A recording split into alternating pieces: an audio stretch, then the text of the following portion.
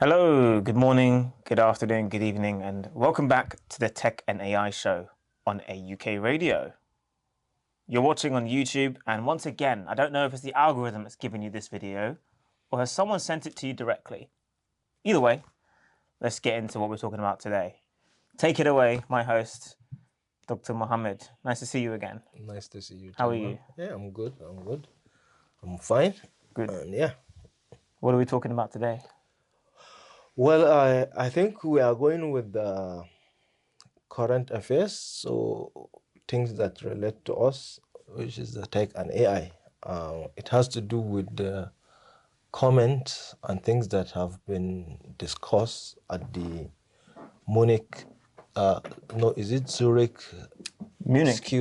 Security Summit? That's right. Yeah, especially the comment by the Vice President of the United States with regard to free speech, which, yeah, is related to social media and the European Union stance when it comes to, how to use social media.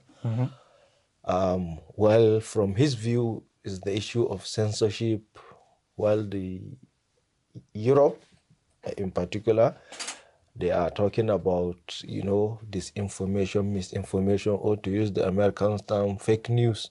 Yes. It's quite interesting. So the balance on this, yeah. So that's basically, I think, we'll look at this week. It's brand new, and there's a lot of reaction in Europe from what his comments were. Yeah. I believe that he was very much challenging free speech. This is, I guess, the way that he introduces the topic a lot of the time. It's free speech and basically saying, have we lost our ability to control or manage free speech? Yeah, well, they are advocating for, like you said, what he clearly said, free speech, free flow. People should have the liberty to express what they want to express and say. But precisely in social media, because day to day people speak and say their mind. But the issue is social media, which is a technology that will give you access to millions of people. There is somebody, I think someone, he's considered here in the UK, he's controversial. He once said something which makes sense to me. He said, still your ability to speak freely depend on your ability. It depends on some things. One, the number of audience that listen to you, and then who you are as a person. If you are a figure, definitely there are things you cannot say. So he say, even the free speech is subjective to some things. People who don't have influence, don't have much listeners, can say things they want. But the more you have, bigger platform, and the more you are a figure, there are things you cannot say. Yeah. So social media nowadays is a technology that connects the world globally. And people can just go and tweet something, write something in Facebook, Instagram, TikTok, and it can go viral. Yeah, they put it out into the universe and they don't understand the butterfly effect sometimes of what they've said. Yeah. And maybe to that individual, they're just sharing their opinion. Yeah. Their opinion has waves to it, There's sometimes subtext, sometimes it's interpretation. Yep. Even language, we understand what people are saying is different for different people. Yeah. So it really is the fact that the technology has gone this speed and people's literacy or understanding of how powerful it is behind. Or I might suggest that some people are aware that not everybody is up to speed with the technology and they're using it to their advantage. Yeah. We could easily talk about Elon Musk and the way his platform allows people to basically just pump out one-way information. And once they've sent the information out, they're saying, well, we're just saying our opinion. If it leads to something good later down the line, they're trying to wash their hands of it. But really, we know that is a form of propaganda. And that's exactly, I think, the balance. But that's what J.D. Vance is, supporting and advocating. People should be at liberty to write whatever they want to write, to tweet, to say on social media platform. And Europe, as we know, have some regulations, and even here the British government use some of these laws that exist to, prosecute those that were responsible for inciting violence. So for them, they see that as suppressing freedom of speech, while for the EU, they are seeing it as moderation, where you checkmate fake news, people inciting hate and violence. I think there have been responses from some of the European Union officials, but anyway, how it plays out is what we are watching. But I believe there need to be a balance. Definitely, people should be free to express themselves, but while expressing yourself, you also have to consider other human beings. So you have to also look at the interests of other people. Like you said, someone can write something or say something in the media, and it might influence other people to do some bad things. And like you said, they will say, well, I didn't ask them to do, I didn't say at the end, but you can easily link that with what they say, what they advocate. So it's tricky, and I think it's a tough one, especially now that it's very clear there is a head-on collusion in this regard with regard to United States and Europe. How they balance it, Yeah. well, it's left for them, but it's important. Some really good points you're making there, and it makes me think about previous things you suggested on other episodes Yeah. where you're talking about whether the algorithm can suggest alternative information or the other side. Yeah. Maybe it's comes down to journalistic integrity sometimes, because what you have is the politicians are presenting a narrative or one narrative, Yeah. and then the journalists are trying their best, like, in certain situations, to give both sides and balanced. Yeah. And then you have other journalists that are only giving one side. So there's this process where people in power are just trying to push one narrative. And I think that's another example of J.D. Vance doing that, where he's trying to say, this is the absolute, this is it. And most people, I hope, are waking up to the fact that there's multiple sides to the story. Yeah. Where do we go from here? Everyday people, how can you trust somebody that presents one argument only? Well, yeah, that is true. Like I said, it's a bit tricky, but you mentioned something which is critical, is true, and it's very important. Policy makers look at that, which is the speed, the rate at which these technologies emerge is far greater than the way at which people, especially policy and government, understand it and regulate it. Because you are non-regulate. Let me give you the example of the feed, which gives you alternative information. That was proposed partly even in the British government white paper online harm. Nice. But that applies only to video streaming or content. Okay. Things like TikTok, YouTube. It doesn't apply to something like X. Okay. Because, so how can Twitter give you alternative when someone tweets something? So it's not like after they tweet something, automatically come. You just see someone tweet, then this one tweet, this. People have different account. You can only see comment. Either those that agree or disagree. So even that regulation applies to some, and is part of what I'm saying, because the emerging technologies, the rate at which they emerge, the evolution in the technological space is rapid, and I believe the regulators are not able to catch up with it because it's fast, and even sometimes people are not able to cope because some things have to happen, some things have to, like, it's a result of backlash or things like that. It's tough. It's really a test of our time, but maybe we can go into a little bit of detail about how these social media or AI engines are actually working, maybe. So my understanding of the social media AIs is they're using like a recommendation engine of sorts. They're understanding the sentiment of different comments and different videos out Yeah, there, yeah. and they may have I'm maybe struggling for the terminology, but they have like a baseline where they're finding out what's weighted towards things you might like, how much things are weighted to things you'll dislike, and based on what you are already consuming, they will give you more or less of that. Yeah. So even in terms of education, Yeah. if you understand that what you're seeing is designed to give you things you like, Yeah. you will begin to question it further. And equally, if you start to learn that it's giving you stuff you maybe don't dislike on purpose, maybe it just raises the consciousness. What can you explain a bit more, maybe about how the engines actually work, or the AI? Well, basically, what you that it is the two. First, the generative AI, and then the other social media platform, including especially video content. It's true.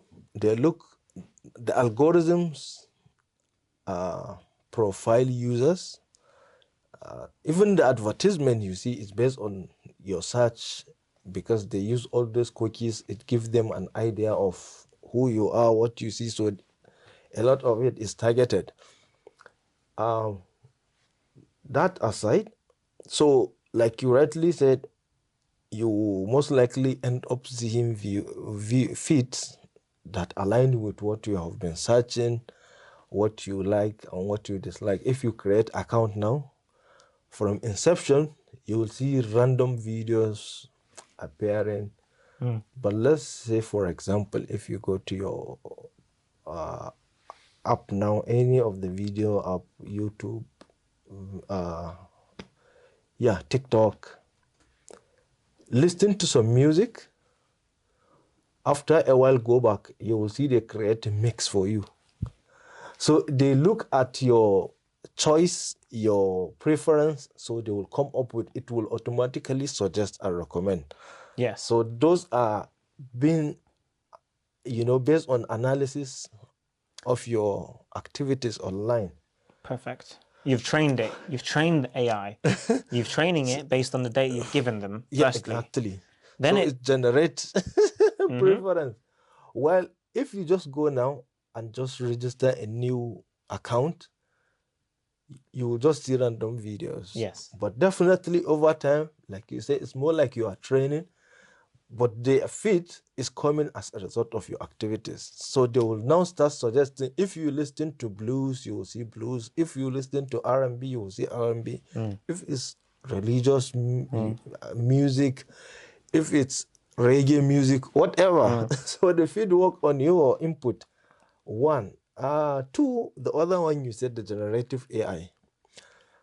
They are quite, I think, sensitive in trying to abide by or respect, rather, I say, the sentiment of people or government, because there are information, if you ask, you will see generative AI will give you maybe an answer, and later it will retrieve it and remove it, because it's like they are sensitive or censorship, if you like.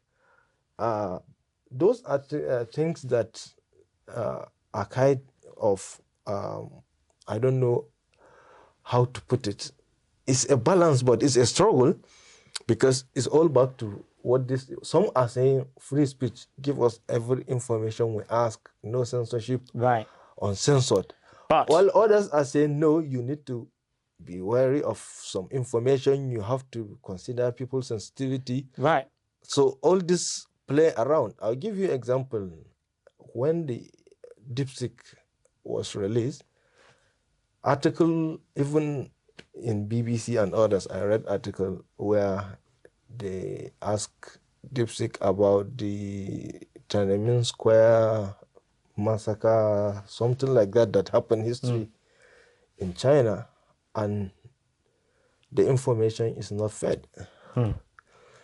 But the same applies also to here, UK and the West. There are information that particularly is, of great concern to them. It will also not be generated because, or at least partly, you will see it's not as you will assume from a neutral standpoint. So everybody censor what they feel is sensitive to them or their government or might pose a security risk or social risk or political unrest. All these things are factored. So, and it makes sense. It's not like for me, government should have right to look at the greater interest of society. Thank you. Yeah. Yes.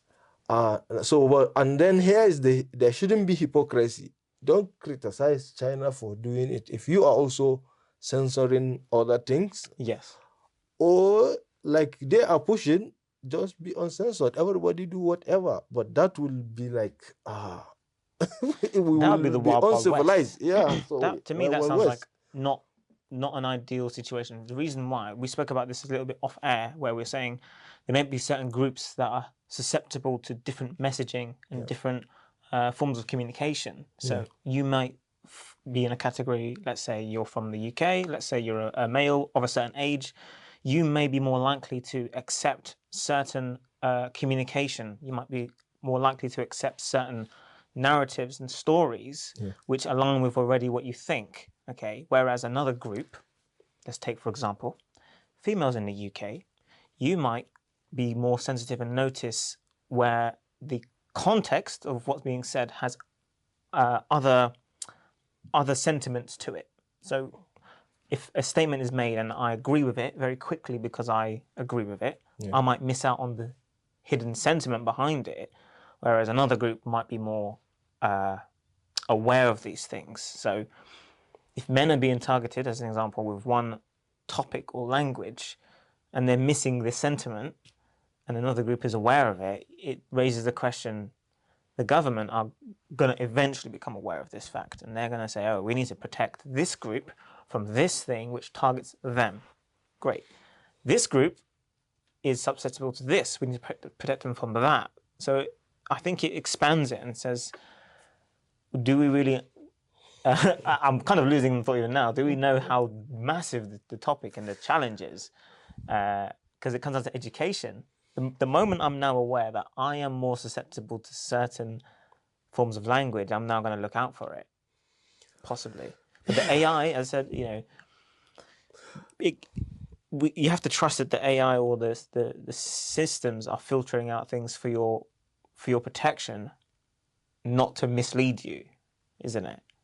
Yeah. Yeah. How many examples have we seen in the UK where they go through the person's search history or their patterns and they realise they've been consuming very far right material or very just material from a certain group only, and it starts to paint a picture of how they're being influenced over time. Yeah. Well, definitely, you are what you know.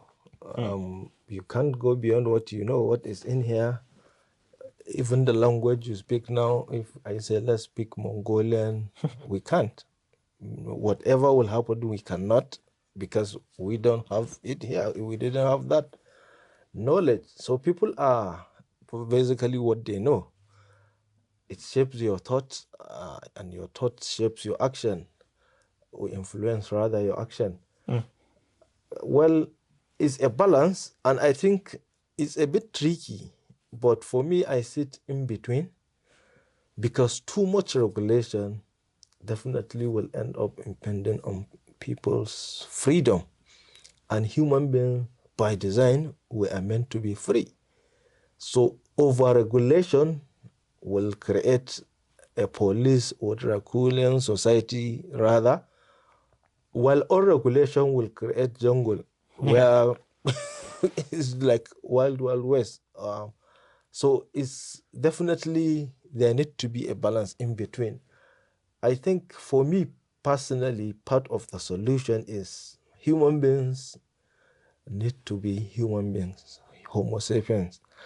So we need to apply sometimes our brain. If people first are checking themselves, there are two types of checks, external or internal. So if internal check is coming, you will have less external checks. So from what side? Those generating the content and those consuming. If we use our wisdom, our brain, we can help in dosing all these things, from writing and generating content that are meaningful and stop, creating unnecessary chaos and problem. And rather as well, those consuming it, when it comes to interpreting things, there are foolish things, bad things. When you see, you just know these are foolish things. And we raise our young ones to have that alertness and awareness and smartness to know, so that not every crap and every shit that they see, they respond and let it influence them. So I think partly what I'm emphasizing is humans take responsibility and we become smart. Yeah. We should be the Homo sapiens that we are meant to be. We use our brain, wisdom. One, two. Also, because we are in the age, like they said, fake news, where information deception is very real, and it's quite easy because with generative AI now, you can just ask, write an article for me that say this or that in just 2 minutes. Yeah. So that is another danger, because the technology enable this, and after they generate this information, you can ask the same tool to rebrand it. You can say, oh, add word like this, or make it file this or like. So that is as well another issue. So corporate responsibility, where maybe by design, those tools will be designed to preserve certain standard. Yes. Yeah. You They shouldn't mentioned go above or below certain standard. you mentioned earlier foolishness. You mentioned corporate responsibility. So Elon Musk, right? We have to keep an eye on certain players in the environment that we're in, okay? Because as you said, there are certain behaviors, communications they may be using, which will raise alarm bells for us. Yes. There's been a lot of, let's say, overreaching from these players into other countries, governments, influencing things. We can see this happening in front of our eyes, okay? So maybe it's not about platforming or deplatforming them. It's about keeping an eye and being involved in the conversation. Because the politics and these tech CEOs, they're even more connected than I've ever seen ever. Course. Yeah, it's true. Well, social media and generally the latest technology we are seeing are no different with other technologies. If you use them right and correctly, they will improve humans' life standard, life experience. It will better humanity.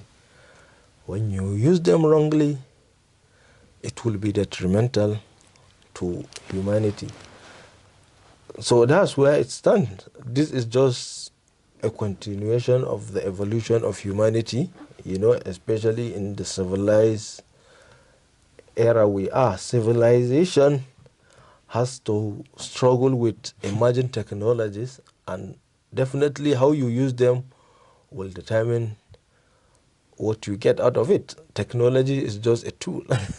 So today we've had nuclear from generating electricity, then to ability to even eliminate the whole humanity. You have biological weapons. These are things grown from lab that meant to produce medicine, enhance food. They end up creating deadly weapons. So as always, technology is just a tool. AI is just an emerging technology. How we use it will determine where we end up as humanity. And I will end up with still what I said. It should be all about humanity. It should be all about corporate responsibility. Don't think of making profit at any cost. No, I don't care. No, you need to care. As a corporation, you should be held responsible, and you should have the mindset to approach things from humanitarian angle. So that's all I would say. Yeah. No, well said. Well said. Thank you. Because I think we're going to have a busy few years, me and you, on our hands, talking about these topics. Yeah. So let's continue to do that and continue to engage with our listeners. Thank you once again for being here. Thank you to AUK Radio, to team. We really appreciate just this platform we have here to talk about what's happening in the world. Okay. Thank you. Thank you once again. Bye. Take care. Thank you.